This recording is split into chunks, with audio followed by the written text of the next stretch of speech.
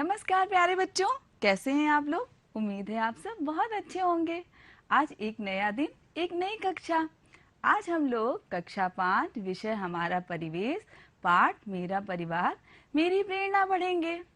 बच्चों, इस पाठ को हम लोग 4 भागों में पढ़ेंगे। तो आज पाठ का पहला भाग पढ़ेंगे हम लोग। आज की कक्षा में हम जानेंगे कि हमारा परिवार हमें कैसे आगे बढ़ने के लिए प्रेरित करता है और हमें अपने घर के जो बड़े बूढ़े लोग होते हैं उनका कैसे देखभाल करना चाहिए। और हाँ बच्चों, आज हम लोग पर्यावरण संरक्षण पर एक बहुत अच्छी सी रोचक गतिविधि भी करेंगे। तो चलिए ज्ञान की देवी को स्मरण करते हुए आज की कक्षा की शुरुआत करते हैं। अच्छा, एक बात बताइए बच्चों, आप लोग जब आपके विद्यालय की छुट्टी होती है तो आप अपने ही घर क्यों जाते हैं? अपने पड़ोसी के घर क्यों नहीं जाते? या शाम को जब आप बाहर खेलने जाते हैं तब आप अपने ही घर क्यों जाते हैं? अपने पड़ोसी के घर या किसी और के घर क्यों नहीं जाते? सोचिए। हाँ, क्योंकि आपके घर में आपका परिवार रहता है।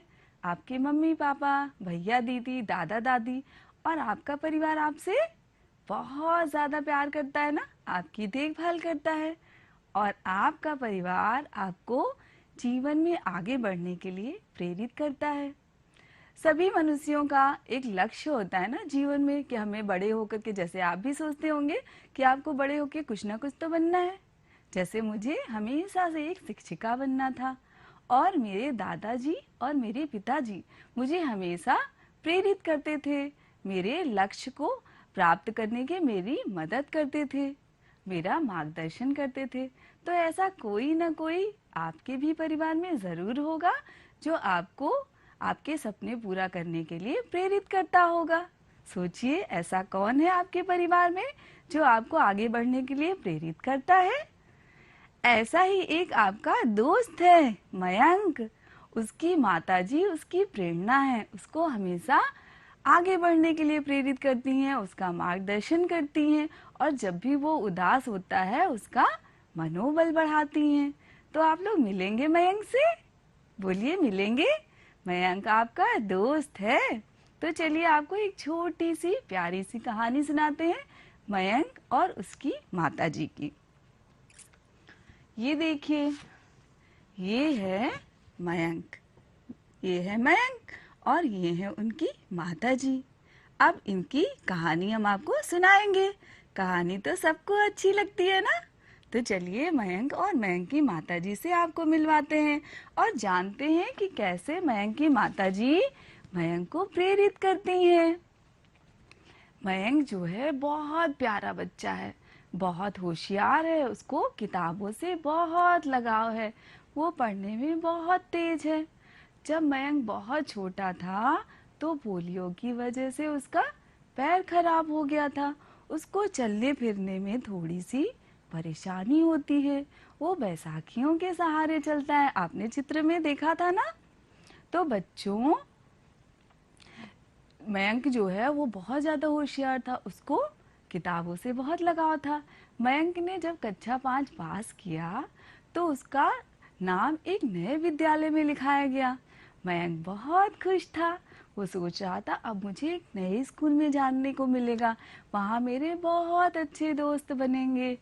और जब वो नए विद्यालय में गया तो उसको चलने फिरने में थोड़ी सी परेशानी होती थी क्योंकि उसके पैर में थोड़ी सी दिक्कत थी। तो वो दौड़ने वाला खेलने वाला खेल नहीं खेल पाता था। तो कोई भी बच्चा उससे दोस्ती करने के लिए तैयार ही नहीं हुआ और मयंक को थोड़ा सा बुरा भी लगा।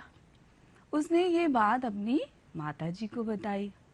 उन्होंने मयंक को समझाया कि बेटा, आप सबके साथ बहुत अच्छा व्यवहार करिए, सबकी तरफ दोस्ती का हाथ बढ़ाइए और समय और परिस्थितियों के अनुसार सब आपके दोस्त बन जाएंगे। और हाँ, आपको तो किताबों से कितना प्यार है, आपकी सबसे अच्छी दोस्त तो आपकी किताबें हैं। आप खूब मन लगाकर पढ़ाई करिए और सबके साथ अच्छा व्यवहार करिए, समय के साथ सारी चीज़ें बदल जाएंगी। मयंक को ये बात बहुत अच्छी लगी। उसने खूब मन लगा करके पढ़ाई करना शुरू कर दिया। अब समय एक जैसा तो नहीं रहता ना बच्चों। समय धीरे धीरे बदलता गया और वार्षिक परीक्षाएं हो गईं और एक वो दिन भी आया जब परिणाम घोषित हुआ। मास्टर जी ने पूरी कक्षा में परिणाम घोषित किया और बताया कि मयंक तो पूरी कक्षा में प्रथम आया है। मयंक की मेहनत रंग लाई और मास्टर जी ने खूब शाबाशी की मयंक की, और सारे बच्चे जो उससे दोस्ती नहीं करना चाहते थे उसकी तरफ दौड़ के आए, उसको बधाई दी और सब उसके दोस्त बनना चाहते थे। मयंक बहुत खुश था। आज उसकी मेहनत का उसको फल मिला है। वो अपने घर आया, अपना परीक्षा फल लेकर के अपने घर आया, अपनी माताजी के पैर छुए और उनका आशीर्वाद लिया। उनकी माताजी ने उसको गले लगा लिया और कहा कि देखा, आपकी मेहनत का फल आपको मिल गया। हमें हमेशा सकारात्मक सोचना चाहिए और मन लगाकर मेहनत करनी चाहिए। हमें कभी न कभी उसका परिणाम जरूर मिलता है। तो आप लोगों को कैसी लगी कहानी? अच्छी लगी होगी ना? और आपने इस कहानी से क्या सीखा कि हम पढ़ाई करें, खेल खेलें या संगीत, जिस चीज़ में आपकी रुचि है वो काम आप पूरे मन से, पूरी ईमानदारी से करिए। आज नहीं तो कल आपको सफलता ज़रूर मिलेगी। और हाँ, जो दिव्यांग बच्चे होते हैं, दिव्यांग लोग होते हैं, वो बहुत प्रतिभावान होते हैं। हमें हमेशा उनकी तरफ दोस्ती का हाथ बढ़ाना चाहिए और उनके अंदर जो भी गुण है उसको आगे बढ़ाने के लिए प्रेरित करना चाहिए। तो देखिए, मयंक और मयंक की माँ कितनी अच्छी थी। अब आप भी एक वादा करिए कि आपके विद्यालय में जो भी दिव्यांग दोस्त हैं आप उनसे दोस्ती करेंगे, करेंगे ना? और बच्चों, आपकी एक दोस्त आपकी किताब में भी है।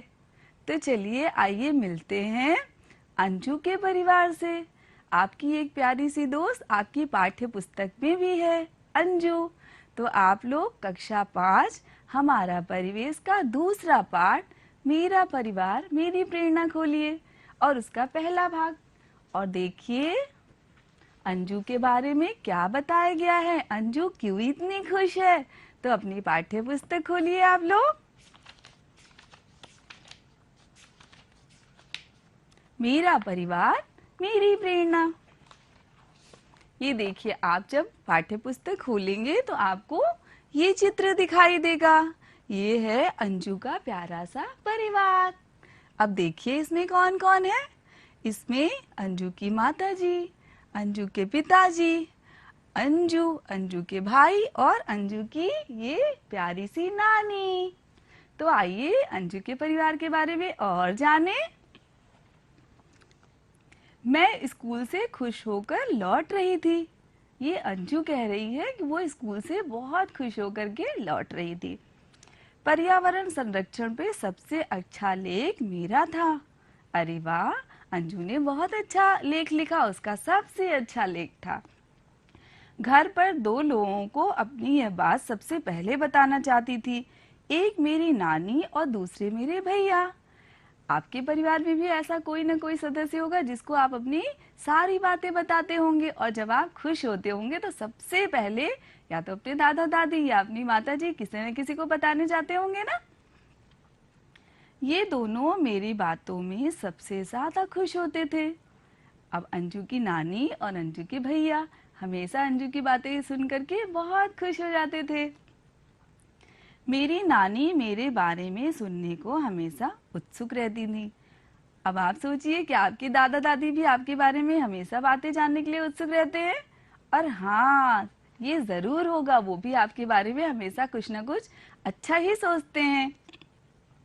भैया ने मुझे हमेशा प्रेरणा मिलती है। नानी के घर में उनकी देखभाल करने वाला कोई नहीं है, तो अंजू को किससे प्रेरणा मिलती है? अपने बड़े भाई से। और नानी के घर में उनकी देखभाल करने वाला कोई नहीं था, तो बेटा जो घर में बड़े बूढ़े लोग होते हैं ना, उनको थोड़ी सी परेशानी होती है। मैंने पिछली कक्षाओं में भी आपको बताया है कि उनकी देखभाल बहुत जरूरी होती है। भैया की बात मानकर नानी अब हमारे साथ ही रहती हैं। अब भाई अंजू की नानी के घर में तो कोई उनकी देखभाल करने वाला नहीं था, तो उनके भैया ने कहा कि आपके यहाँ कोई देखभाल करने वाला नहीं, तो आप हमारे साथ रहने आ जाइए। नानी की उम्र ज्यादा है, वह ऊंचा सुनती हैं और उन्हें दिखता भी कम है। तो बच्चों, आप अपने परिवार में देखिए, अपने आसपास देखिए, जो बूढ़े और बुजुर्ग लोग होते हैं उनको चलने, देखने, सुनने में थोड़ी सी परेशानी होती है। आप अपने दादा दादी को ही देखा होगा कि उनको थोड़ी सी जीवन जीने में दिक्कत होती है। ऐसा ही अंजू के नानी के साथ भी था। रोज सुबह पापा उनको अखबार जोर जोर से पढ़ के सुनाते हैं। अब क्यों जोर जोर से पढ़ के सुनाते हैं? क्योंकि उनको थोड़ा ऊंचा सुनाई देता है, इसलिए कि वो सारी खबरें समझ पाएं तो थोड़ा तेज तेज पढ़ के सुनाते हैं। अब आप सोचिए कि आप अपने दादा दादी या नाना नानी के किन किन कामों में मदद करते हैं। सोचिए बच्चों। इस उम्र में भी नानी तरह तरह के पकवान बनाती हैं। तो जो बड़े बूढ़े लोग होते हैं उनके पास जीवन का बहुत अनुभव होता है और वो तो कई कामों में माहिर होते हैं और हमें हमेशा अच्छी सलाह देते हैं। उनसे हमें सीखने को बहुत कुछ मिल सकता है। वो बाटी चोखा बहुत अच्छा बनाती हैं। क्या अच्छा बनाती हैं? बाटी चोखा। तो आपको भी अपने दादी या नानी के हाथ का स्वाद याद आ गया होगा ना कि वो कितने स्वादिष्ट पकवान बनाती हैं। माँ ने उन्हीं से बनाना सीखा है। माँ आज भी नानी से पकवानों के बारे में पूछती रहती हैं।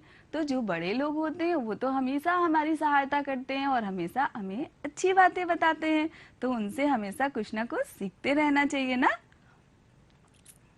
नानी के साथ हम सब मजे से रहते हैं और घर परिवार में बड़े बूढ़े रहते हैं तो कितनी रौनक रहती है। आपको कितनी मजेदार कहानियां सुनाते हैं, आपके साथ खेलते हैं। उनके रहने से घर कितना अच्छा लगता है ना बच्चों। चर्चा करिए। अब आगे बढ़ते हैं। जब कोई व्यक्ति बूढ़ा हो जाता है तो उनको क्या क्या तकलीफ होती है?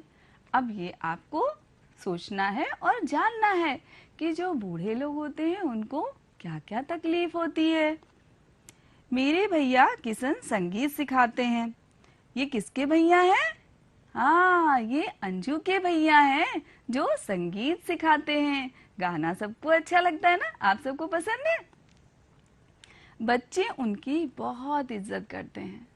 अब जो गुणी लोग होते हैं, उनके पास कोई प्रतिभा होती है तो समाज में उनकी इज्जत अपने आप ही बढ़ जाती है। तो आपको भी कोई न कोई अच्छा गुण अपने अंदर विकसित करना है ना बच्चों। भैया को संगीत सुनने, दोस्तों के साथ घूमने और बातें करने का बहुत शौक है। भैया को दिखता नहीं है। अब सोचिए कि जो अंजू के भैया हैं उनको आंखों में कोई परेशानी है, वो दृष्टिहीन है और उनको देखने में थोड़ी सी दिक्कत होती है, उनको दिखाई नहीं देता, लेकिन फिर भी वो कितने प्रतिभावान है कि लोग उनकी इज्जत करते हैं। वो सबको संगीत सिखाते हैं और सबके लिए समाज में प्रेरणा है। फिर भी वो अपना काम खुद करते हैं। अब सोचिए, उनको आंखों से नहीं दिखाई देता लेकिन फिर भी वो अपना सारा काम खुद करते हैं। जब कभी उनको मदद की जरूरत होती है तो हम सब उनकी मदद करते हैं। तो बच्चों, जो दिव्यांग जन होते हैं, जिनको कोई समस्या होती है शारीरिक, उनको थोड़ी सी जीवन में परेशानी होती है, तो ये हम सबकी नैतिक जिम्मेदारी है कि हम उनकी हमेशा सहायता करें, उनकी मदद करें और उनको आगे बढ़ने के लिए प्रेरित करें। ठीक है। भैया को पढ़ने का बहुत शौक है। भैया ने शहर जाकर संगीत सीखा है। अब किशन को संगीत में रुचि थी तो उन्होंने शहर जाकर के संगीत को सीखा। अब गांव में रहकर बच्चों को संगीत सिखाते हैं। अब उन्होंने शहर से संगीत सीख लिया। अब गांव में जो बच्चे संगीत सीखना चाहते हैं वो बड़े मनोयोग और प्यार से उन बच्चों को संगीत सिखाते हैं। तो सोचिए कि वो कितने लोगों के लिए प्रेरणा है और समाज के लिए कितना अच्छा काम कर रहे हैं। विद्यालय में 26 जनवरी के कार्यक्रम को तैयार करने में भी भैया ने सहयोग दिया था। अब आपको 26 जनवरी को क्या होता है? गणतंत्र दिवस मनाया जाता है ना। उस दिन विद्यालय में कितना अच्छा सा कार्यक्रम कराया जाता है। तो उस कार्यक्रम को बनाने में भी किशन ने बहुत मदद की थी अंजू के भैया ने। जब भी वह घर से बाहर जाते हैं तब एक छड़ी लेकर जाते हैं। तो आपने कभी देखा है कि जो दृष्टिहीन व्यक्ति होते हैं वो अब उनको स्पष्ट तो नहीं दिखता, तो अपनी सहायता के लिए एक छड़ी लेकर के जाते हैं। वैसा ही किशन भी अपने साथ हमेशा एक छड़ी रखते हैं। चर्चा करिए, हम उन लोगों की मदद कैसे कर सकते हैं जिन्हें दिखता नहीं है। अब आप बताइए कि उनकी आप कैसे सहायता कर सकते हैं जिनको स्पष्ट नहीं दिखाई देता है। सोचिए सोचिए। हाँ, अगर उनको वो सड़क पार कर रहे हैं तो आप उनकी सहायता कर लीजिए। आप उनके दैनिक जीवन में जो उनके काम है उसमें उनकी सहायता कर लीजिए। और उनको, अगर वो आपके विद्यालय में पढ़ते हैं तो उनके हिसाब से अपने जो खेल हैं आप उसको परिवर्तित कर सकते हैं। और ऐसे लोगों के लिए एक अलग तरह का विद्यालय ही होता है जो ब्रेल लिपि के माध्यम से उनको पढ़ाया जाता है। तो आप इसके बारे में भी उनको बता सकते हैं कि आप लोगों के लिए ऐसे विद्यालय होते हैं। क्या आपके परिवार में ऐसा कोई सदस्य है जो देख, बोल या सुन नहीं सकता? आप उसकी मदद कैसे करते हैं? तो आप जानिए कि आपके परिवार में ऐसा कौन है और आप उसकी किस प्रकार से सहायता कर सकते हैं। तो बच्चों, आज के भाग में हम लोगों ने अंजू और मयंक के परिवार से मिले। अब आइए हम कुछ मिलकर के अभ्यास के प्रश्नों को हल करते हैं। आज का पहला भाग हम लोगों ने पढ़ लिया और हम अंजू के परिवार और किशन से मिले और मयंक की कहानी भी सुनी। अब इन प्रश्नों को हम मिलकर के हल करते हैं। तो अब बताइए, पहला प्रश्न है, अंजू के परिवार में कौन कौन है? सोचिए सोचिए, अंजू के परिवार में कौन कौन है? हाँ, बिल्कुल सही। अंजू के परिवार में उनकी माताजी, उनके पिताजी, उनके बड़े भाई किशन और अब तो उनकी नानी भी आके रहने लगी। तो अब उनका संयुक्त परिवार है। प्रश्न नंबर 2, किशन व अंजू की नानी क्या अच्छा बनाती हैं? वो तो तुरंत याद आ गया होगा आप लोगों को। किशन और अंजू की नानी बाटी चोखा बहुत अच्छा बनाती है ना।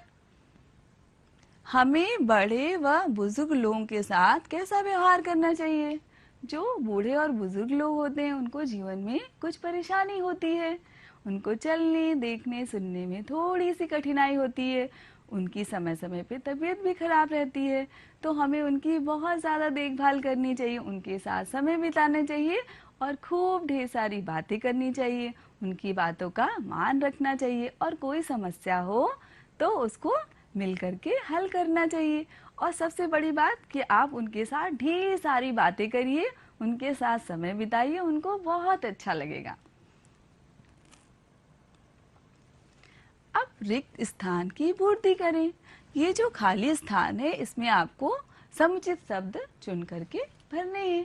तो चलिए देखते हैं। अंजू को से प्रेरणा मिलती है। अब सोचिए, अंजू को किससे प्रेरणा मिलती है? सोचिए सोचिए, अंजू की प्रेरणा कौन है? हाँ, अंजू की प्रेरणा भैया है। अंजू को अपने भैया से प्रेरणा मिलती है, किशन से। अब रोज सुबह पापा नानी को पढ़कर सुनाते हैं। क्या पढ़कर सुनाते हैं? क्या पढ़कर सुनाते हैं? जिससे समाचार, अखबार, उनको समाचार सारी जानकारी मिल जाए इसलिए वो अखबार पढ़ के सुनाते हैं ना। अब वो थोड़ा तेज सुनती हैं, ऊंचा सुनती हैं, तो वो तेज तेज पढ़ते हैं। किशन सिखाते हैं। अब किशन गांव के बच्चों को क्या सिखाते हैं? सोचिए। बिल्कुल सही, किशन बच्चों को संगीत सिखाते हैं। वो शहर से संगीत सीख के आए हैं और गांव में बच्चों को संगीत सिखाते हैं। मिलान करें। अब देखिए, कुछ वाक्य इधर लिखे हैं और कुछ इधर लिखे हैं। अब इसमें से जिससे मिल जाए वाक्य उसको आप मिलाइए और पूरा एक वाक्य बन जाए। तो चलिए, जब कोई व्यक्ति बूढ़ा हो जाता है तब क्या होता है? खुद करते हैं, उन्हें चलने फिरने, देखने में और सुनने में परेशानी होती है। या बाटी चोखा, तो जब कोई व्यक्ति बूढ़ा हो जाता है तो क्या होता है? दूसरा, उन्हें चलने, देखने सुनने में परेशानी होती है, तो ये इससे मिल जाएगा। उसके बाद नानी बहुत अच्छा, नानी बहुत अच्छा क्या बनाती हैं? बाटी चोखा बनाती हैं। तो नानी बहुत अच्छा बाटी चोखा बनाती हैं। उसके बाद भैया अपने काम, भैया अपने काम कैसे करते हैं? वो तो किसी की मदद नहीं लेते, तो भैया अपने काम खुद करते हैं। तो आप इसको मिलान करके पूरा वाक्य बना लीजिए। अब बच्चों हम लोग पाठ का पहला भाग भी पढ़ लिए और अंजू और मयंक के परिवार से भी मिल लिए। अब आइए जानते हैं कि हमने और आपने क्या सीखा आज की कक्षा में। तो हमने सीखा हमारा परिवार हमेशा हमें आगे बढ़ने की प्रेरणा देता है।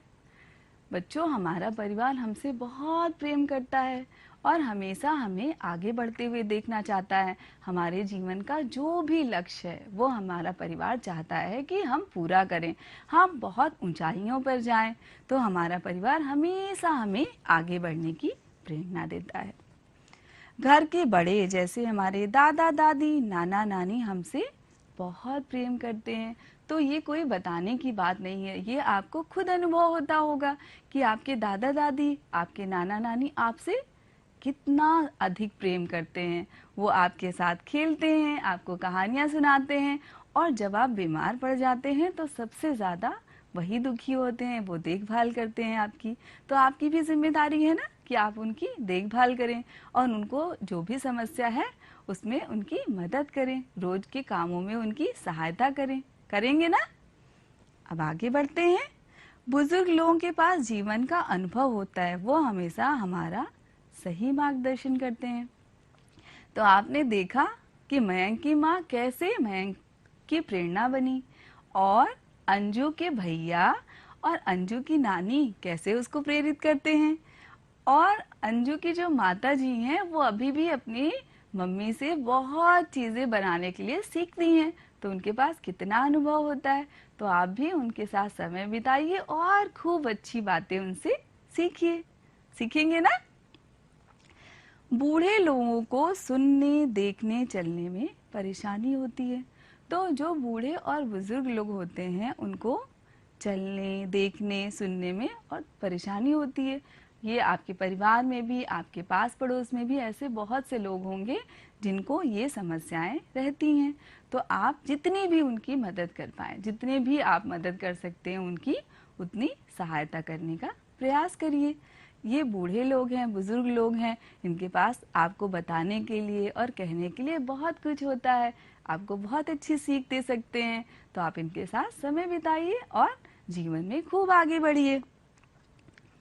हमें हमेशा उनकी सहायता और सम्मान करना चाहिए। तो जो बड़े और बूढ़े लोग हैं हमेशा उनकी सहायता और सम्मान करना चाहिए। वो हमेशा हमें आशीर्वाद ही देते हैं और हमें आगे बढ़ने के लिए प्रेरित करते हैं।